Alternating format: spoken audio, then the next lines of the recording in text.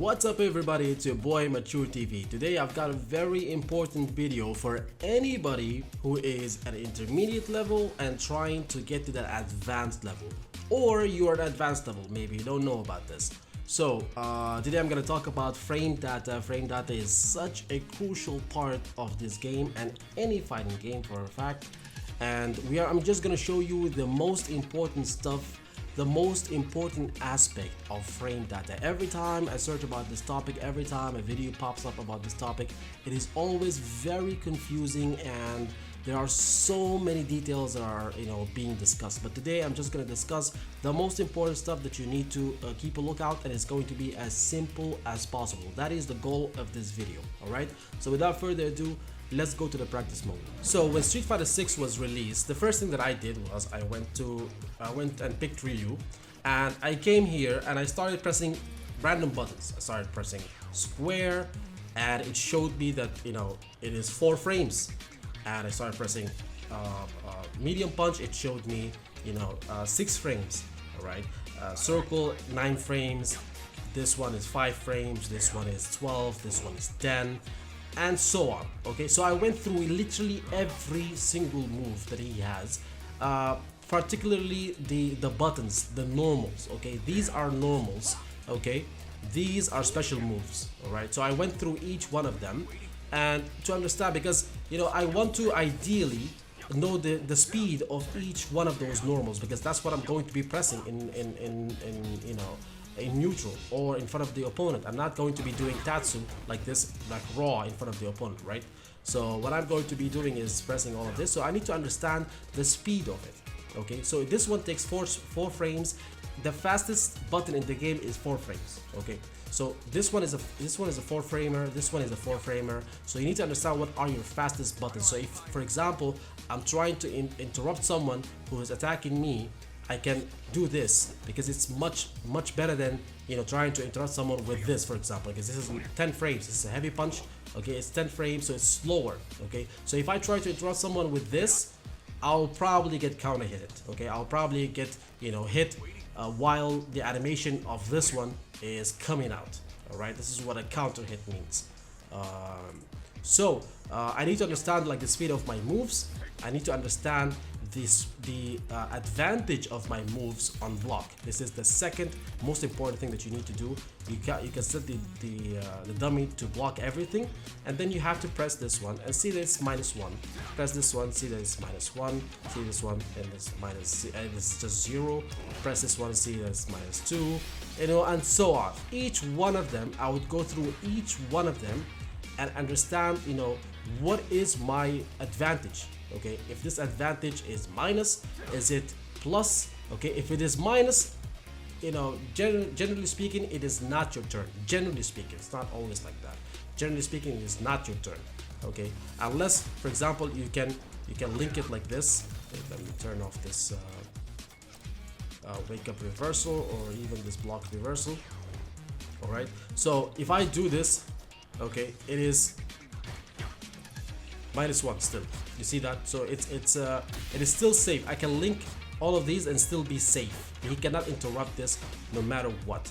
Okay, and how do I know this? I know this from the second graph, the graph that shows player number 2. You see those yellow bars? They are representation of the block stun. When we say block stun, is how many frames does the opponent have to block? Okay, and when can they stop blocking? All right, so if these, so each one of them, it shows how many frames is that. You can even count them. You can count 3 here, 3 here, 8. So he has like 8 or 9 frames of block stun. So if I do 2 of them, there is no gap in between, so he has to block for 18 frames of total. All right, however, if I do this, you can see that there is a gap in between. All right, there is about a 6 frame gap in between. So this is not a block zone. So if somebody always does this to you in a game and you're just there blocking, it is actually not their turn. It is not real. You can actually like interrupt this with anything like 4, 5, 6 frames, because there is a 6 frame gap. So for example, if I set the block reversal here, okay, to be a a light punch. Let's make it a 4-framer just for the simplicity of understanding. All right. So if I do this, he will get counter hit because he's mashing light punch. All right. So he can't really interrupt me.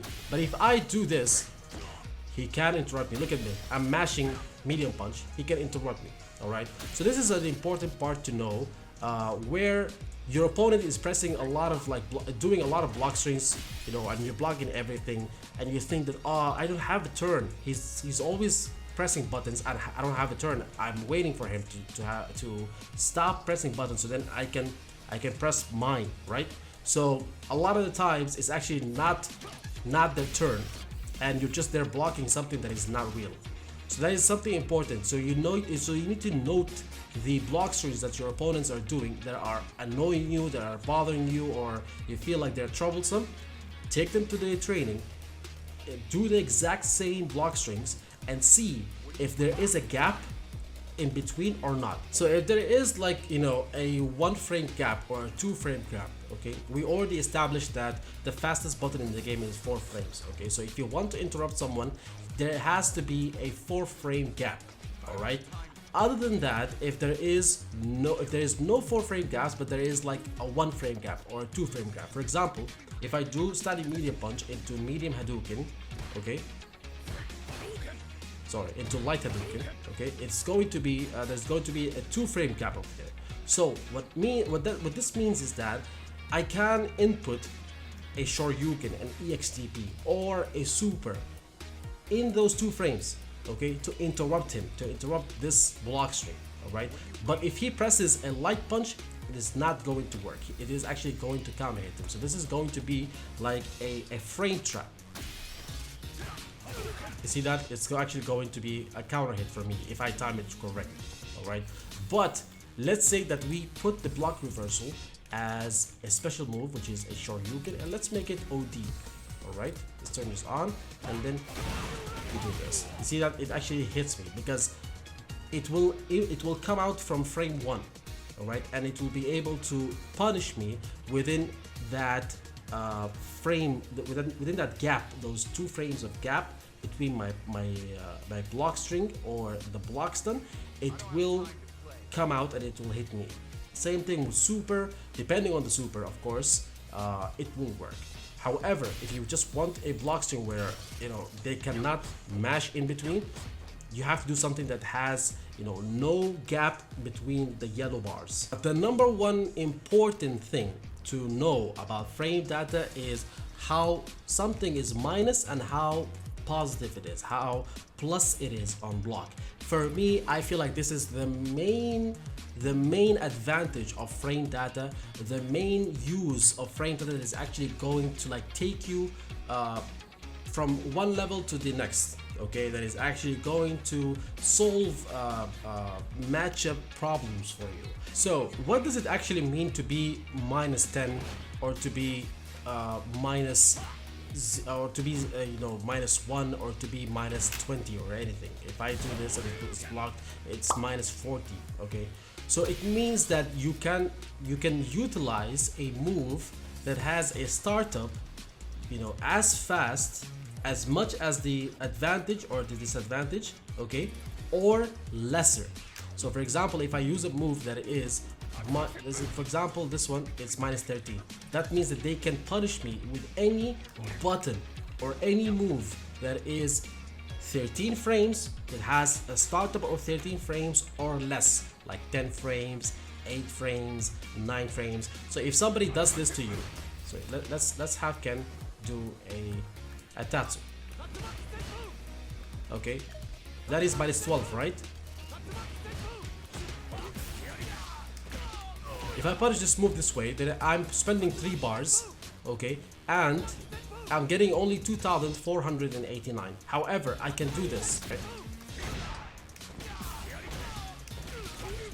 Okay, this is 3,678, much more than the previous combo, just because I know that it's actually minus 12 and this is 12 frames. So I immediately punished him with the right counter and I got the maximum damage that I can get. If somebody is always doing a move that you don't know how to punish, for example, a blocked Hadouken like this. Okay, you know this is -9, but a lot of people, they don't punish it. Like from here, they don't punish it. They think like, oh, it's look at the pushback, it's fine, but they can actually punish you. So for example, if I set Ken to do this, okay, if I set Ken to do this, look at this. This is a punish counter. Anything that you actually manage to punish, it will show you as a punish counter, and then that will give you ability to continue your combo in ways that were not possible before. For example, okay, for example, if I want to do this, this is not a combo. Okay, you can see that there's no combo count, and the so if I set the opponent to block after the first hit, okay, he can block. This is not a combo. However, if I let him block after the first hit also, and I activate the recording, this is a combo now. Alright, so it allows you, the punish counter allows you to complete your combos with stuff that were not possible before. I highly suggest that just not for you, any other character, just go and check what are the possibilities for you to continue your combo after a punish counter. So for example, if Ken, instead of doing the Hadouken, he just ends his block string, he just does a crouching medium kick, okay, like that. So if we have him do this, you can see that it's actually -6. All right, so I can just do this, and it will be a punish counter. So if you see somebody who's actually like doing this a lot in neutral, and you don't know, it's a punish, now you know that it's a punish. Just because you have opened the frame data and you've tried the move and you blocked it, and now you see that it's actually -6. So if you did not do this before, you would not know that it's actually punishable. You would just let him get away with it. He can just press crouching medium kick all the time, and you block it and you don't know that it's not a block string, or it's not punishable. So if he does this, yeah, it's not gonna be punishable if it is from max range. However, if it is close range, it can be punishable. Like for example, if you block it from here, it is not going to be punishable. However, if it is very close to you, it is going to be punishable. So it's very important to see like what are the moves that are punishable and what are the moves that are not punishable, so then you can maximize the punish. If something is -9, for example, you don't want to punish it with a light punch. Alright, you don't want to punish it with a light punch because the damage that comes afterwards is not going to be big. But if it is like, for example, -10, you want to be doing this, you want to be punishing them with this. For example, let me show you. Let's set the opponent to have counter as always punish counter, okay, instead of us having a recording or anything. You could just test your punish counter combos from here. So if, for example, if I do this, if I do this combo, you can see that it does 1530. All right, but this is a combo that starts with a light punch. However, if it is something that is -10, you can start with this. Hold on, you can do something like this. Okay, you see that now it's a 3040 damage points. So the point is, you need to maximize the punish. If something is like -10, you should not be punishing it with the light punch, okay, because you're missing out on the damage. So understanding and memorizing what are the numbers, okay, the disadvantage and the advantage numbers of each move will allow you to punish the opponent properly. Okay, will allow you to punish the opponent, effectively, and give them the maximum damage that you can give. Because in this game, okay, because in this game, if you don't take your chances and maximize them, you will be giving the opponent a chance to make a comeback. A comeback in this game is very easy. You have 3 meters of super, you have drive meter from the get-go of the match. So making a comeback is easy, especially if you damage them but not be able to kill them. Their level 3 now becomes CA, so now they can make more damage to you if they hit you. Okay, so imagine if they're about to die, and instead of you making an optimal punish, okay, you make a punish that is not optimal, and they don't die from that combo, and they end up making a comeback on you. So this is where it differs. You maximizing your damage will get you the W, will get you the win. But if you miss out on the damage, it can cause you to lose the entire match or the entire set. So that's why this is very important. Just to give you additional information, anything that is done from a drive rush cancel gives you extra 4 frames of advantage. For example, let me just show you right now. If you set everything to block, okay, this one is 0 right now, right? This is 0 on block. Crouching medium punch is, or for you, is 0 on block. However, if I do it with drive rush, now it's +4. This one is -1. Standing medium punch is -1 on block. But if I do it with this one, it's +3. All right, it goes for everything. All right, so if you cancel anything from a drive rush, it will be +4 on block. So you need to understand. For example, you know, if you're doing this and it's not a block string, you can do this, and now it is a block string. They can't really interrupt. There's a 1 frame gap. Okay, there's only 1 frame gap, so they cannot really like press anything, you know, in between. However, if I do this, okay, there is a 5 frame gap in between there, so they can do a light punch, they can do a style light kick or something and interrupt me in between those 2 punches. However, if I do with drive rush, they cannot do that. If they press anything, they will get hit. It will be a counter hit for me. Yeah, let's have the opponent go in Burnout. Let's see right now, the frame data changes also. Now this is 4 frames. If you do this, now it becomes 8 frames. With the drive rush, it becomes +8 on block. Okay, this one becomes 4 frames. So it gives you the exact same +4 advantage as with drive rush.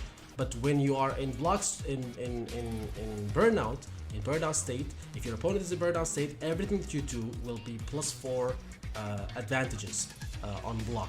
So that is something that you need to keep in mind. So if there is something that is minus, like for example, this is -6, right? But it will become -2, just like this. If you set this one to this one like this, hold up.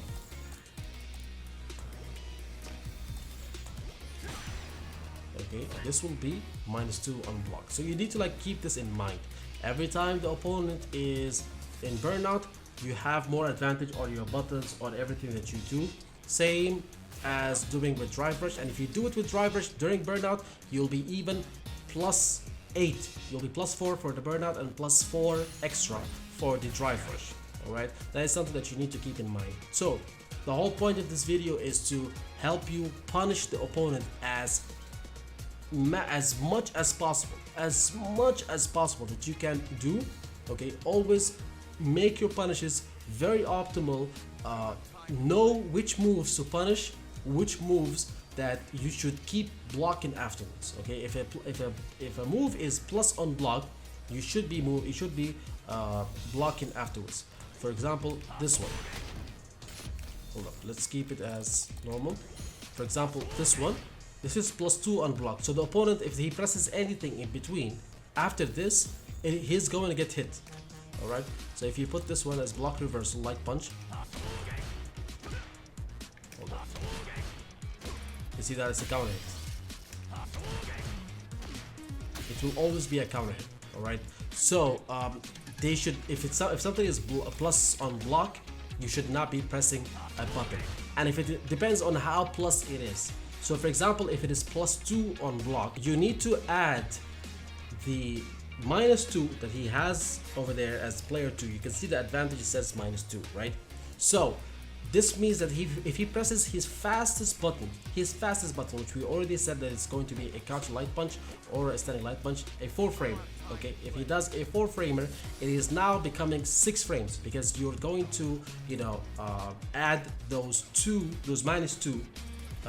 to it, and it will become 6 frames instead of 4 frames.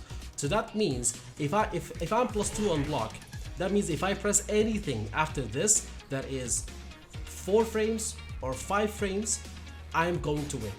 If he presses a 4 framer, which is the fastest option that he has, and I press the fastest option that I have, which is a 4 frame, I'm going to win because mine right now, my light punch will become 4 frames and his light punch will become 6 frames. Or my light kick will be 5 frames and his light punch will be 6 frames. So any of those 2 options, they will win. However, if I do a standing medium punch, which is 6 frames startup, and we already established that his 4-framer or his standing light punch will become 6 frames, then it's going to trade. So if I do this, let me show you again, this will trade. This will trade all day long. You will never win in this case unless he delays his light punch, unless he's late with the light punch. But if both of you time it right, it will always be a trade.